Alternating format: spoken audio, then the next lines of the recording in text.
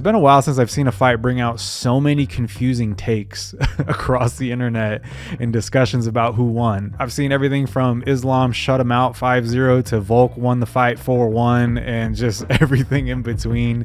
There's all kinds of takes on this, and really what it's just made me realize is I don't think a lot of people understand how the judging criteria works, and I can't really fully blame the people either because it can be vague in some parts of the criteria, and that really needs to be flushed out with more clarity, at least in my opinion. But in this video, I want to go over some of the highlights of each round and how I personally scored the fight according to the judging criteria and some of the more contentious parts of the fight that made it difficult to judge. I really wish I could just go through the entire fight from start to finish and just slow down certain parts and, you know, break it down bit by bit. But of course you can't do that here on YouTube because the UFC feds will kick in the door and shut that down quickly.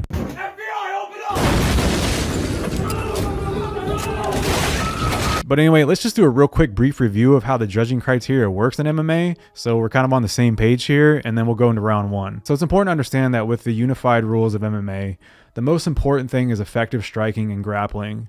And secondary things like effective aggressiveness and fighting area control are almost never considered because of the emphasis on effective striking and grappling. In the rule set, effective striking is defined as legal blows that have an immediate or cumulative impact with the potential to contribute towards the end of the match, with the immediate weighing in more heavily than the cumulative impact. So what we're really looking for here with the striking is what strikes are hitting harder or having more of an effect in the fight, or maybe getting closer to ending the fight. It's not necessarily about volume accumulating over time unless that volume inflicts more damage than the immediate impact of any strikes that land. Now, effective grappling is defined as successful execution of takedowns, submission attempts, reversals, and the achievement of advantageous positions that produce immediate or cumulative impact with the potential to contribute to the end of the match, with the immediate weighing more heavily than the cumulative impact. It shall be noted that a successful takedown is not merely a changing of position, but the establishment of an attack from the use of the takedown. Top and bottom position fighters are assessed more on the impactful / effective result of their actions, more so than their position. This criterion will be the deciding factor in a high majority of decisions when scoring a round. The next two criteria must be treated as a backup and used only when effective striking / grappling is 100% equal for the round. So again, we see this emphasis on the immediate impact holding more weight than the cumulative impact. And it's important to note here that a successful takedown is not just merely taking somebody down, but establishing an attack after the takedown. And that part about an attack after a takedown is a point of confusion because they do not specifically lay out what an attack actually is. Is an attack just attacking with strikes, or does it have to be significant impact and have more effective damage? Is it going for a submission attempt? And what defines a meaningful submission attempt? Can you just lazily throw up a submission attempt and have that count as an attack, or does it have to be more meaningful and more threatening? Or does an attack count as passing guard, taking somebody's back, etc.? There's no clear definition of this in the rules, and they really need to define this more clearly so we can more accurately assess it during a fight. Because the problem is that everyone's going to have their own definition of what constitutes an attack, and it's going to create this endless loop where nobody can agree fully unless it's specifically defined in the rule set. So jumping into round one, both these guys were pretty cautious off the bat. There was more feints thrown than anything in about the first minute and a half of the fight, until the first significant moment in the fight happened when Volk hit Islam with a strike that pushed him back. Now, it's tough to see if the strike actually hit Islam in the chin or not. It seems to actually hit him more in the chest, but it still pushed him back, so it can be counted as an effective strike and is damaging. Now, after that moment and continuing on, I had Volkanovski ahead on my scorecard for round one due to the effective striking and damage thus far. But that shifted when Islam and Volkanovski got into a firefight and Volkanovski was dropped to one knee from a left hook. Now, this wasn't officially a knockdown because he didn't go all the way down. He went down to one knee, but it is the more impactful strike when you compare it to the previous impacting moment where Islam got hit in the chest and sent backwards. This had more of an effect than that strike did, so that pulled Islam ahead on the scorecard for me for round one, and he also followed it up with a really hard knee that seemed to have impact as well. Now, about a minute later, Islam lands the takedown and takes Volkanovski's back. And as I said previously, a point of contention in the rule set is that a successful takedown is not merely changing positions, but establishing an attack from the takedown. Now, if you look at the official stats for this fight, they did award Islam a takedown in this round. So because they awarded him a takedown in this round, to me that must mean that the back take is considered an attack. Because if the back take was merely just considered a change of position, then the takedown wouldn't have been awarded at all, because again, going back to the rules, you have to establish an attack in order to have a successful takedown. You can't just take them down and change positions. Something has to happen that is considered an attack to be awarded the takedown. The reason why I'm emphasizing this and kind of over explaining it is that this will come into play later on in the fight as well. Now, once Islam had Volkanovski's back, not a whole lot happened. There was a little bit of hand fighting, and Islam started to feint going for a rear naked choke over Volkanovski's jaw, just to be annoying and to kind of threaten the position. He wasn't really ever in danger, and because of that, I was wondering, would the judges score that as a submission attempt? Would the official stats score that as a submission attempt? Because it didn't look too threatening, but again, it is technically an attempt, so how would they score that? And if you look at the official stats on the fight, they never awarded a submission attempt for either fighter this entire fight, so that was irrelevant. And again, the reason I bring that up is that submission attempts are weighted in the judging, but again, Islam was not awarded here with a submission attempt. Now, overall, I scored this round 1-0 for Islam because he had more effective striking and grappling overall for the round.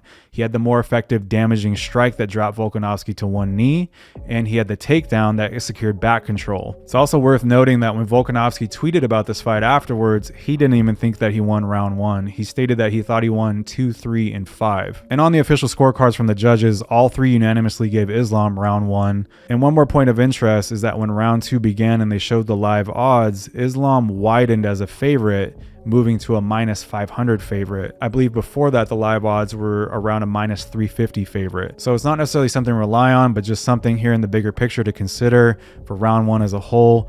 Vegas viewed it as Islam winning that round as well. Now, round 2 is where things get a bit more interesting, and this round is more contentious, and so is round 3 than any of the other rounds in the fight, at least in my opinion. For about the first minute of round 2, it starts off pretty even. They both land pretty hard body shots. Volk with a right hook to the body, if I remember correctly, and Islam with a kick to the body. So, you know, for that first minute, you might be able to give the advantage on the scorecards in terms of effective striking to Islam for landing a hard kick versus a punch, but it's pretty much neck and neck at that point. Now, what happens next is very significant in this round, and I don't see many people talking about this in more detail. Islam and Volk get into an exchange that has Islam get knocked down. But if you go back and watch that exchange in slow motion, and especially the replay that they play at the end of the round, you'll see that it's a strike to the back of the head that knocks Islam down. Now, just like in round 1 when Volkanovski was dropped to one knee, this wasn't officially scored as a knockdown, and rightfully so. However, this could obviously be a major moment in terms of damage and assessing who wins a round based on the criteria for effective striking. Now, technically this strike was illegal because it was to the back of the head, but Volk didn't throw it intentionally, at least I don't think he did. It seems just like a left hook that happened to catch Islam on the back of the head, and if you watch it really slow down, it's really tough to say that if Islam started to duck the punch and that's why it hit him in the back of the head, or if it just simply wrapped around the back of the head. It's such a split second in time with everything happening so quickly that it's difficult to see even in slow motion. But regardless, this punch hits him in the back of the head, Islam drops down to one knee, and this is going to play a major role in determining who wins this round due to damage. And to go back to my point about it being technically an illegal strike, we know that strikes to the back of the head are illegal, but according to the unified rules, only a referee can assess a foul. If the referee does not call the foul, judges shall not make that assessment on their own and cannot factor such into their scoring calculations. So even though Islam got dropped by a strike that hit him in the back of the head, and that is technically illegal, it was never called a foul by the referee. Therefore, the judges cannot take it into consideration at all when scoring this round. Therefore, you have to consider this moment a significant moment of damage for Volkanovski in the entirety of this round. Now, even though Islam dropped to one knee, he didn't seem too affected by this. It wasn't, like he was rocked on his feet for a long period of time, and he actually shoots a takedown and seems to have his wits about him as he goes for that takedown. Now, Volkanovski hip heists out of this takedown and counters and escapes, which was a beautiful counter by him, by the way. Great hip movement, great hip heist in general, and that gets them back up to the feet. Now, as the round continued, Volk pushed in and Islam countered him with a hard shot that sent him reeling back, and then he followed it up with a hard knee and a couple punches against the fence. These were obviously very effective strikes in terms of damage and effectiveness from Islam. Now, by the time this round ended, I still had Volkanovski winning it because of that one damaging moment that dropped Islam to one knee, but overall, I actually thought Islam had a higher percentage of effective strikes overall.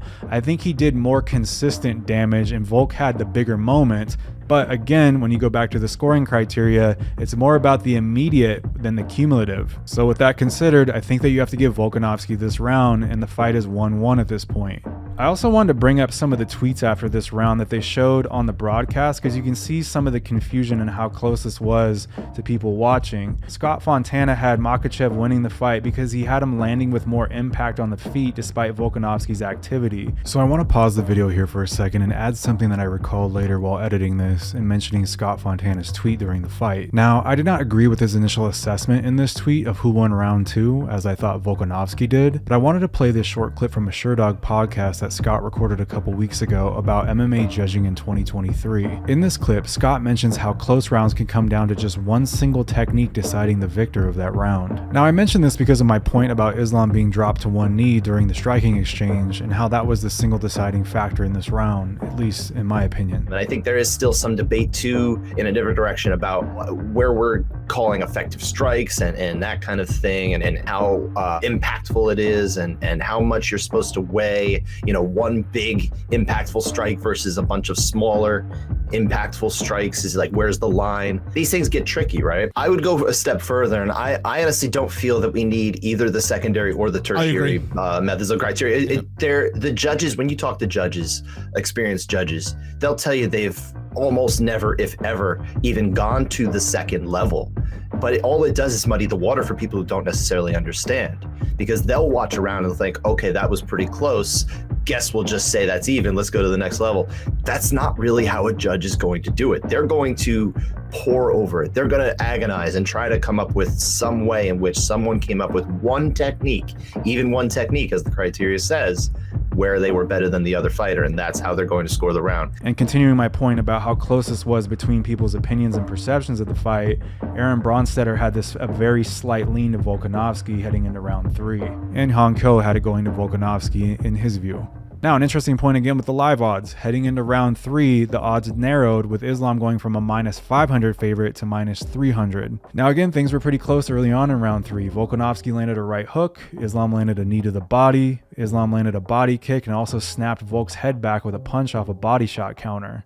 About 20 seconds later, Volkanovski threw an inside leg kick that wobbled Makhachev's leg and obviously had impact as well. Now, when the fight hit around 2 minutes and 40 seconds, another point of contention happened. Islam landed a takedown here, and he goes to establish back control by throwing in one hook, but he doesn't fully get back control, and eventually Volkanovski escapes. Now, when you look at the official stats, Islam was awarded a takedown in this round as well, which again, going back to the criteria and how you have to establish an attack in order to have a successful takedown, makes me think that even attempting to take the back is considered an attack, even when you don't successfully secure back control. Now, when Volk broke up this takedown attempt and escape, he also landed a punch as he was exiting the clinch. And about a minute later, Islam counters Volkanovski's jab attempt with a left straight, which clearly has impact, and Volk even nods to acknowledge it. About another 30 seconds later, Islam snaps Volk's head back with a check right hook as well. Now, with about 30 seconds left in the round, an interesting thing happens here in the fight as Volk pushes in and Islam falls to the ground. If you look at something like SureDog's play-by-play of this fight, they list this part of the fight as the following: a few jabs from the lightweight champ opens a cut on the forehead, and whips a left hand over the top that knocks Makhachev to the floor. Now, with the way this is worded here, I think they meant to say featherweight champion because of the way the sentence ends with, and a left hand whips over the top and knocks Islam to the floor. But the point I wanted to focus on there is the left hand whipping over the top and knocking Islam to the floor, because that's not what happened.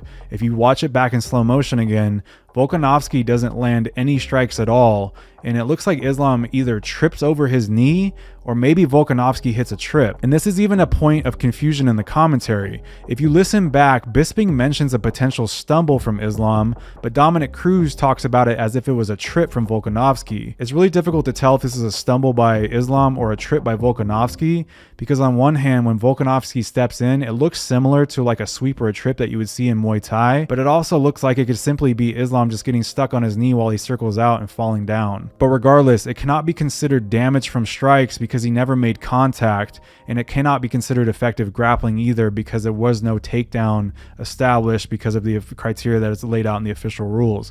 It can't just be in a change of position. There has to be an attack that follows up as a result of the takedown, and that never occurred, which you can also see in the official stats. They did not give Volkanovski a takedown or anything. So I would personally rule this as more of a stumble by Islam, and it had nothing to do with damage, but I think some people watching the fight and judging the fight did consider this damaging, but that's simply not true when you watch it back. In fact, Sherdog even gave Volkanovski the round unanimously 3-0, but I don't agree with that. Now, according to the criteria and what I saw in this round, I gave this round to Islam based on the fact that he landed the more effective strikes and also had the more effective grappling, being awarded the takedown and the potential back attack. Now, he did not establish back control, but apparently it was still awarded to him in the stats. And again, we have like this ambiguous definition of what an attack is in the midst of a takedown. What exactly is an attack? They really need to add clarity to this rule in the rule set of MMA. So again, a close round, but I would give Islam the advantage due to the effective striking and grappling. Now on the official scorecards, 2 of the 3 judges gave Volkanovski round 3. I don't necessarily agree with that, and I have Islam at this point winning the fight 2-1. But I do encourage everyone to go back and watch this fight, and especially this round. Mute the volume so there's no influence of the crowd or the commentators or anything, and watch some of these exchanges, slow it down, review it, etc., and see what you think. Now, round 4 was Volkanovski's worst round in my opinion. About a minute into the round, Islam counters Volkanovski's stance switch with a really good shot, and Volk even nods to acknowledge that again too. About another 15-20 seconds later, Islam stings him with a jab counter, and Volk nods again. A few seconds after that, Volk feints pushing forward, and then the second time actually comes in, but Islam reacts the second time to that movement and hits a beautiful double leg that secures the takedown and eventually the back control in the body triangle. Now, a lot of people got really hyped off this whole sequence in the fight because Volkanovski was yelling and punching behind him and throwing strikes over his shoulder, hitting Islam in the face and screaming, and the crowd's going crazy.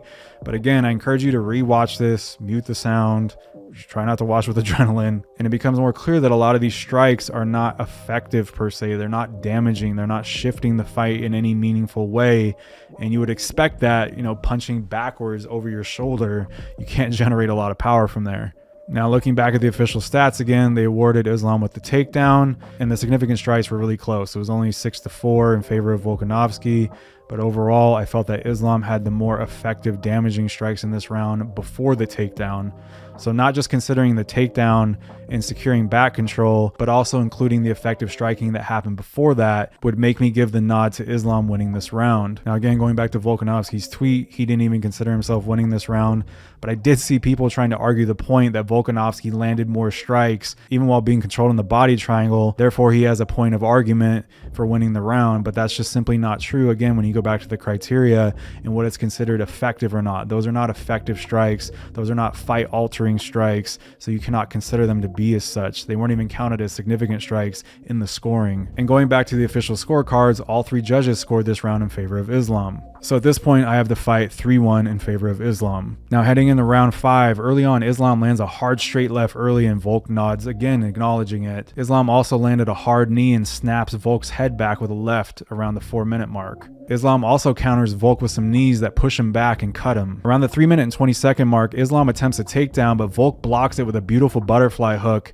It allows him to prevent Islam from getting control here, but it does get him pushed to the fence. Volkanovski eventually gets out of this, and Islam attempts another takedown later, which seems like kind of a last-ditch effort because you can see Islam starting to fatigue. Now, I personally think that these 2 takedown attempts by Islam were a mistake because they are very energy consuming no matter how efficient he is with his technique. I think the more energy efficient move would have been to kept this a striking match on the feet. Now around the 1-minute 50-second mark, Islam starts looking up at the clock a lot and he's visibly getting more and more fatigued. Like his gas tank is running on E at this point, or at least it looks that way by his body language. And I actually thought that he was winning this fight up until about the 1-minute and 10-second mark, to where he gets caught with his mouth open, breathing heavy, and Volkanovski knocks him down with a shot that is the most significant damage of the entire round. And again, going back to the criteria that rewards immediate damage more than cumulative, this gives Volkanovski the lead in the round. It is simply the most substantial damage inflicted by either fighter in the entire round. And from there, Islam ends up in guard, holding Volkanovski down, trying to break his posture and not absorb any more damage. And Volkanovski lands a few more significant strikes.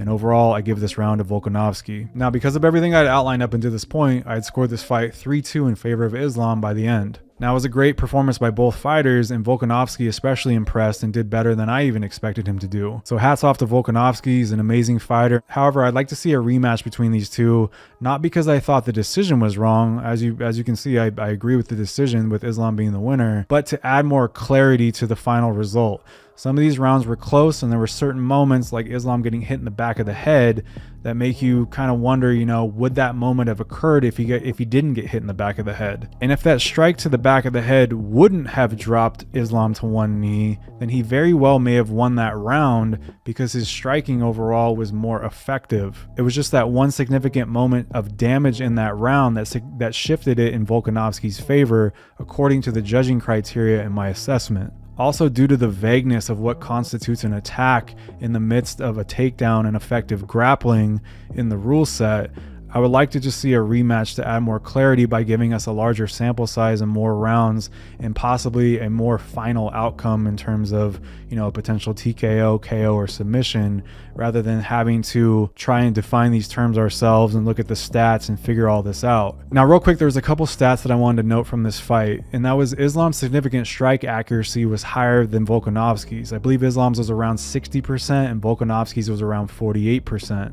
It is worth noting, however, that Volkanovski threw a higher volume of significant strikes, but still Islam was more accurate, so he was more selective with his shots, and you could argue more effective due to the higher accuracy. I also think it was interesting how the threat of the takedown from Islam negatively affected Volkanovski's typical striking output compared to his career average. In my previous video where I previewed this fight, I outlined that when opponents fight Islam, their significant strikes landed per minute decline an average of 55% compared to their career average when they fight him. Now, looking at Volkanovski, his career average coming into this fight was 6.79 significant strikes landed per minute, and when he fought Islam, this trend continued and his significant strikes landed per minute dropped to 2.8, a 58% decline.